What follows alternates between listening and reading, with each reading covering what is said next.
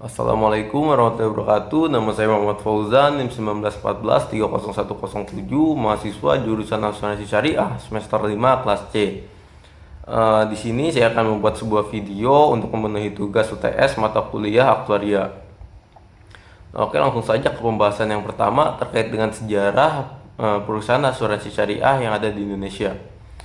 Perkembangan asuransi syariah di Indonesia sendiri baru ada pada akhir tahun 1994, yaitu dengan berdirinya Asuransi Takaful Indonesia yang mulai beroperasi pada 25 Agustus 1994 dengan diresmikannya PT Asuransi Takaful Keluarga melalui SK Menku nomor keputusan 385 KMK 017 tahun 1994. Kemudian tidak hanya berkiprah di Indonesia, asuransi berbasis syariah juga menarik minat investor, baik investor dalam negeri ataupun luar negeri.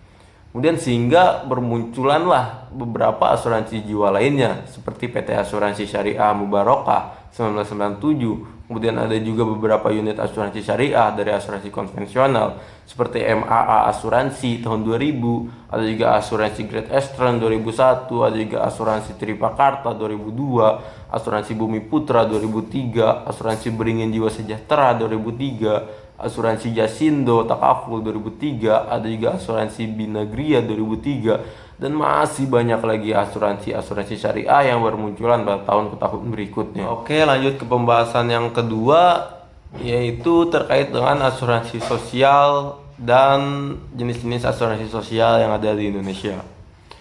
Asuransi sosial sendiri adalah asuransi yang menyediakan jaminan sosial bagi anggota masyarakat yang dibentuk oleh pemerintah berdasarkan peraturan-peraturan yang mengatur hubungan antara pihak asuransi dengan masyarakat. Asuransi sosial sendiri bertujuan untuk meningkatkan kesejahteraan yang ada di masyarakat. Kemudian di Indonesia sendiri terdapat beberapa jenis asuransi sosial. Di antaranya yang pertama yaitu tabungan dan asuransi pegawai negeri atau biasa kita sebut TASPEN.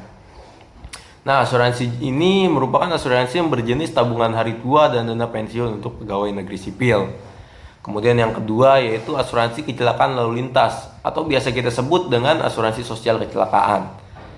Nah, asuransi sosial kecelakaan yaitu asuransi yang memberikan uang santunan kepada korban kecelakaan lalu lintas. Resiko yang ditanggung oleh asuransi ini adalah resiko meninggal dunia, cacat tetap, dan cedera akibat kecelakaan. Selanjutnya yaitu asuransi sosial Angkatan Bersenjata Republik Indonesia atau biasa kita sebut dengan ASABRI.